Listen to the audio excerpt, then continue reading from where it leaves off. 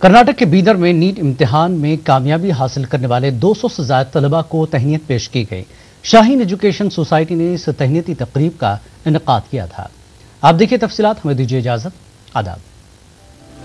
شاہین education society کی جانب سے گزشتہ 12 سالوں سے طلباء کو میڈیکل کے شعبے میں داخلے کے لیے انٹرنس کی تیاری کروائی جاتی ہے۔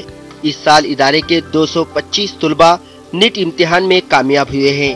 سوسائٹی نے ایک تہنیتی تقریب کا انعقاد کرتے ہوئے طلباء کی ہمت افزائی کی۔ اور آج 25 ریاستوں سے اور 7 ممالک سے اسٹوڈنٹس میڈیکل کرنے کے خواہش مند، میڈیکل کا دل میں خواب رکھنے والے خواہش مند یہاں آ رہے ہیں اور ان کا خواب یہاں پہ پورا ہو رہا ہے اور ہم ڈاکٹرز کی ضرورت کو پورا کرنا چاہتے ہیں۔ بیدر میں منعقدہ تہنیتی تقریب میں ملک بھر سے طلباء اور سرپرستوں نے شرکت کی۔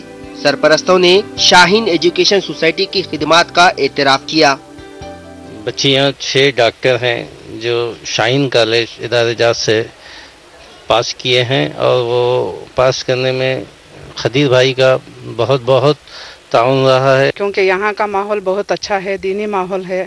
پہلے تو بیکو بچوں کی بہت حفاظتی ہو جاتے اور دوسرا دینی ماحول کی وجہ سے بچوں میں نماز، قرآن شریف اور ہر چیز سے بچ جاتے ہیں۔ پہلی بات تقریب میں طلباء و طالبات نے نیٹ میں کامیابی کا سہرا شاہین ایجوکیشن سوسائٹی کے سر باندھا۔